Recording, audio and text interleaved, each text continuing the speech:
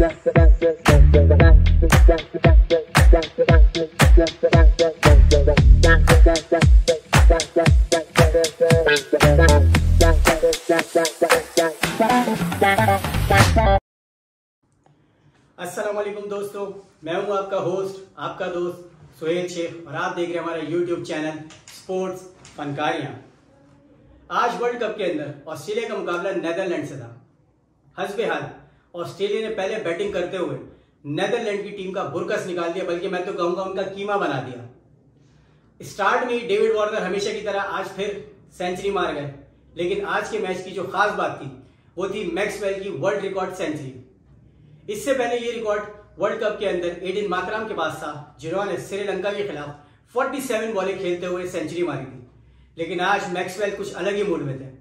उन्होंने छोटी टीम के खिलाफ कर दिखाया कि अगर आप छोटी टीम को कूटना चाहें तो किस तरह कूटते हैं, उन्होंने दुनिया को बताया। और 40 बॉलों के ऊपर, सिर्फ 40 बॉलों के ऊपर वर्ल्ड कप की सबसे तेज तरीन सेंचुरी मार दी।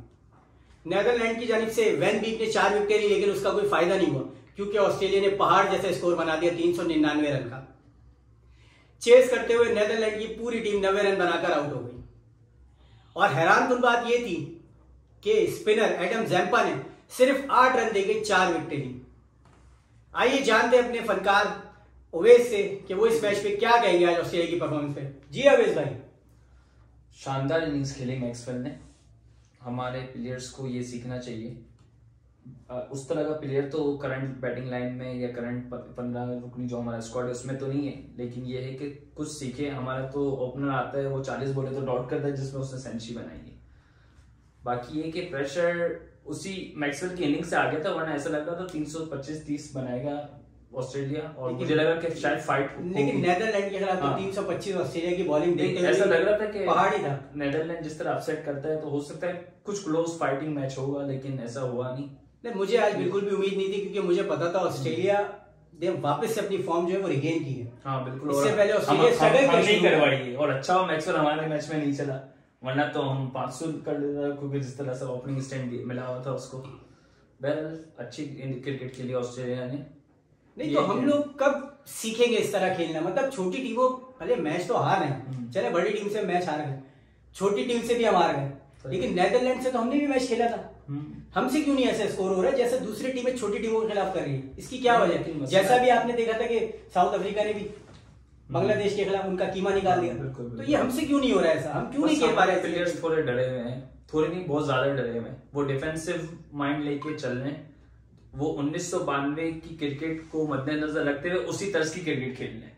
सबसे बड़ा मसला ये, वो 1992 में ये हुआ था, 1992 में ये हुआ था, तो 1992 में ऐसी क्रिकेट खेली गई थी तो हम भी ऐसी क्रिकेट खेल रहे हैं। सबसे बड़ा मसला ये है कि माइंडसेट उनका और फिटनेस भी उनको दिखाई जा रही है कि फिटनेस भी बिल्कुल बेकार है, कोई फील्डिंग नहीं है, कोई मतलब कि एक एग्रेशन जो मिस हो रहा है। अच्छा, फिटनेस की आपने बात निकाली तो मैं फिटनेस पे आपको एक रिपोर्ट दे दूं कि 2 साल से पाकिस्तानी क्रिकेट टीम का फिटनेस टेस्ट नहीं लिया गया।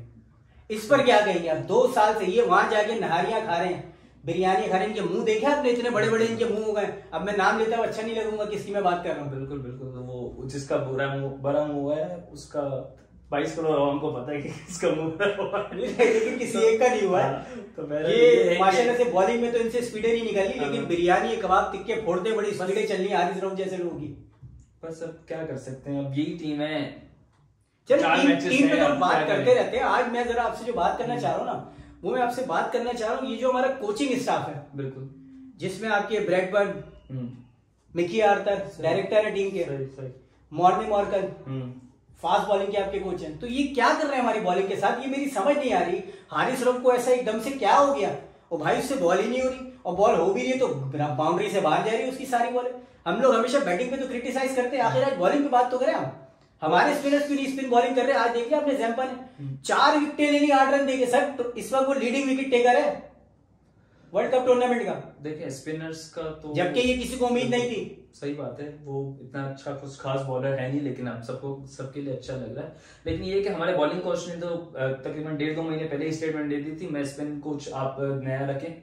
मैंने अभी स्पिन की आपसे बात नहीं की, मैंने आपसे पेसर हारिस रऊफ का नाम लेके बात की है। बस हारिस रऊफ को असल में और ये सिर्फ हारिस रऊफ पे नहीं है, चाहे दूसरे भी हों, उनसे क्यों नहीं हो रही? क्या सीख नहीं पा रहे हैं या वो सिखा नहीं पा रहे हैं? क्या जबान का मसला है? तो क्यों रखा हुआ अगर जबान समझ नहीं आती? बेंच पे प्रेशर नहीं है ना, बेंच पे प्लेयर होता है ना तो उस पर प्रेशर होता है, वो परफॉर्म करता है।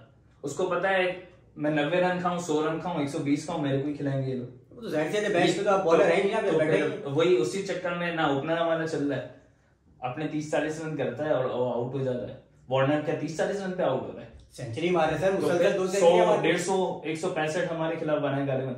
अब कल आप उसको देखे ना, क्विंटन डी कॉक को 174 रन मार दिए सर। वही तो इमाम को कोई बोलने वाला नहीं, कोई चीफ सिलेक्टर चच्चा है ना उनके सर, वो तो सबको पता नहीं। उसने देखो इमाम उलग का मसला ये है कि उसने अपनी परफॉर्मेंस से पहले साबित किया कि मैं पर्ची नहीं हूं, अब वो दोबारा साबित कर रहा है मैं पर्ची हूं।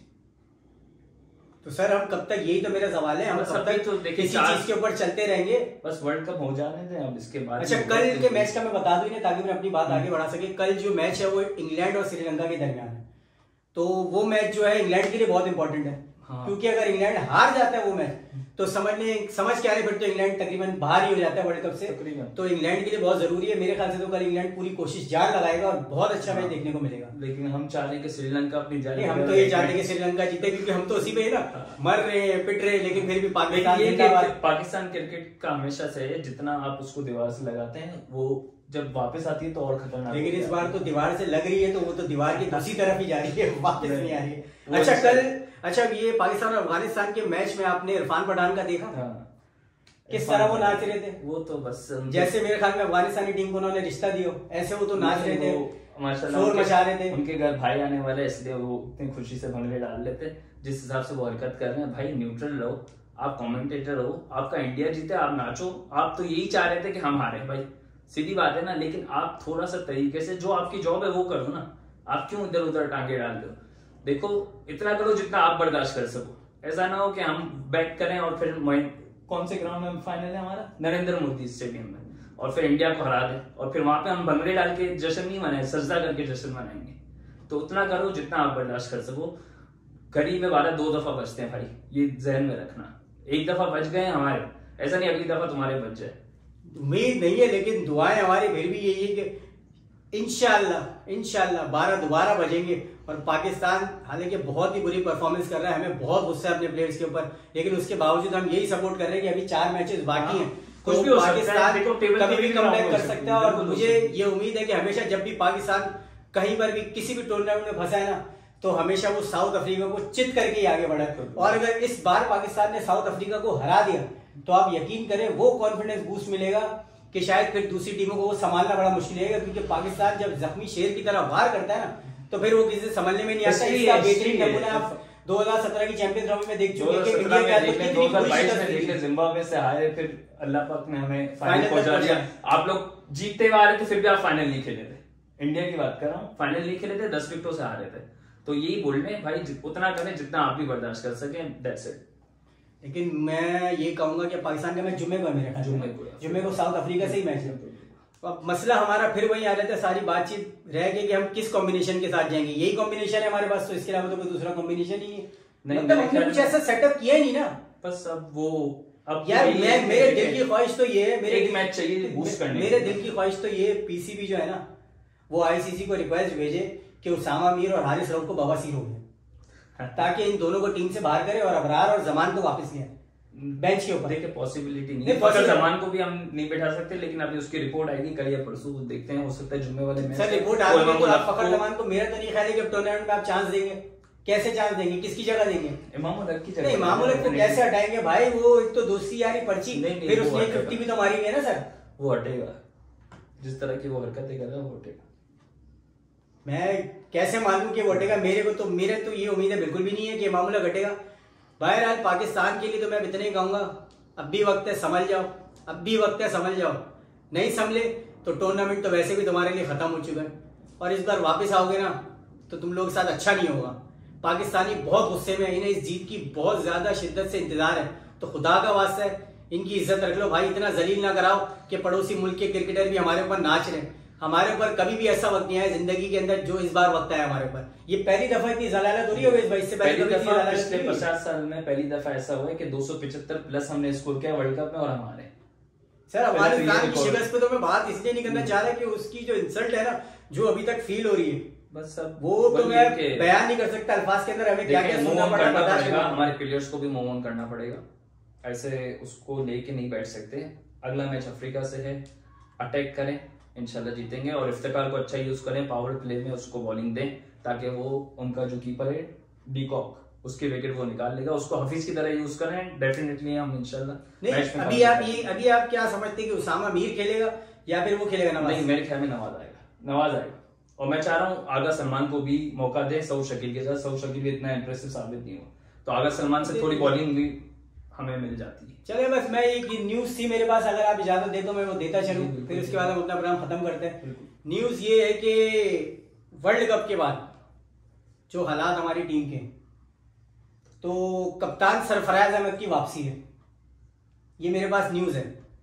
और एज अ कप्तान ही वापसी है, ये भी मैं आपको न्यूज दे रहा हूँ। अच्छा, अभी सिर्फ ये डिसाइडेबल नहीं है कि टेस्ट सीरीज में कप्तानी देंगे या वनडे या T20, लेकिन ये मैंने आपको पहले खबर दी थी कि 2 कप्तान आ रहे हैं वर्ल्ड कप के बाद।